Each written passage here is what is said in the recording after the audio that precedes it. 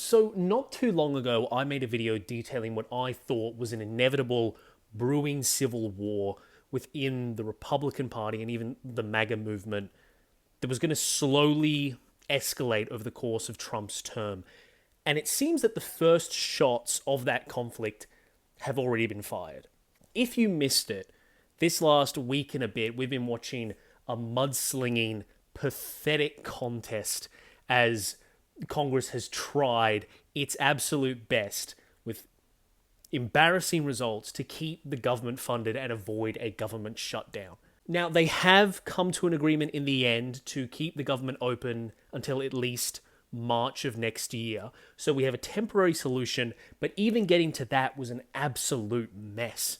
But before I get into that, to properly understand, I want to explain what this alleged civil war that I'm alluding to is within the Republican Party. And I think it comes down to the fact there's one dividing line down the middle of American conservatism, and it's these two factions that exist. One being a sort of like Elon Musk libertarian faction that more than anything wants to see the scale of the American state, of the American government, cut down to basically nothing for the sake of business and what they perceive as economic freedom. And then on the other side, you have like Trump's protectionist side of the Republican Party, which sees the size of the state and how enormous and all expanding it is, and they want to use it specifically to do things like largest deportation in history, building a wall, etc., regulating businesses, tariffs everywhere. And those two worldviews are kind of hard to balance out, considering how diametrically opposed they are. Now, this all came to a head for the first time over the last week or so properly when Mike Johnson, the Republican Speaker, was trying to negotiate a deal with the Democrats to keep the government funded and basically just keep the government working over the holiday period. And Mike Johnson came to an agreement with the Democrats, and it seemed that everything was going to go swimmingly, but maybe just a lack of experience on his part with politics at this scale. But Elon Musk and Donald Trump both torpedoed this agreement to keep the government funded, seemingly for completely opposite reasons. Musk attacked the deal for being too big and too wasteful, and he also made a pretty thinly veiled threat to any Republicans that were going to support it. He has a very big war chest of money, and he can realistically fund any primary challenger that he wants to any sitting Republican. Trump's perspective on it, though, was very interesting. He was talking specifically about the debt ceiling. And if you don't know, the debt ceiling is basically a limit on how much debt the federal government can be in. But it's really just political theater. Every time the United States is about to hit its debt ceiling, the president and Congress have a big fight back and forth. They yell at each other, and they always agree to raise the debt ceiling. And then America keeps going into debt, and it is an endless cycle along those lines. So because of that pressure from both Trump and Musk, the deal just collapses, and Mike Johnson has to come up with a new agreement, as it were.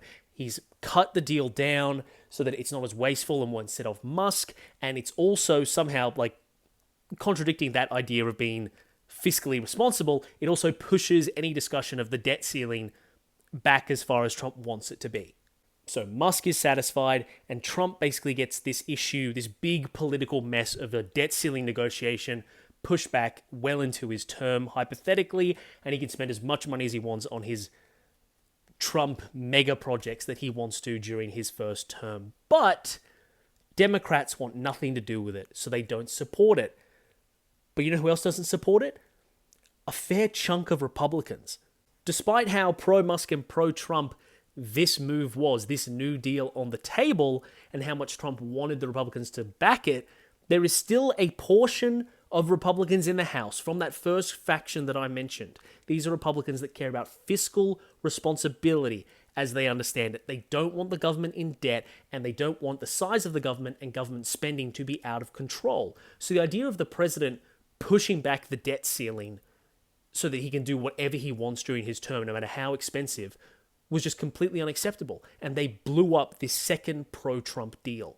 So we've had a normal bipartisan deal blown up by Trump and Musk because it didn't let Trump spend as much money as he wanted to, but also for Musk, it just spent too much money anyway. So then we get this second deal, which is pro-Trump, but then that gets destroyed by fiscal conservatives on the Republican side who think that it's just going to make the government too big. And now we have a third final deal that was actually voted through Congress, and it was not a win for Trump. So we have, in the eyes of libertarians a little bit, a more sensible, smaller agreement to keep the government running until March, but that is honestly the worst thing that could land on Trump's plate at the start of his presidency. This deal that passed had no extension whatsoever for the debt ceiling. So that is something that Trump is going to have to come to terms with very quickly in his term. Because like I said, this deal has only pushed things back to March of next year. So this fight is going to come up again at the very start of Trump's term. And it's going to be something that he has to fight over, which he really doesn't want to, because it exposes the one dividing line, the one weakness that is actually keeping the Trump coalition together.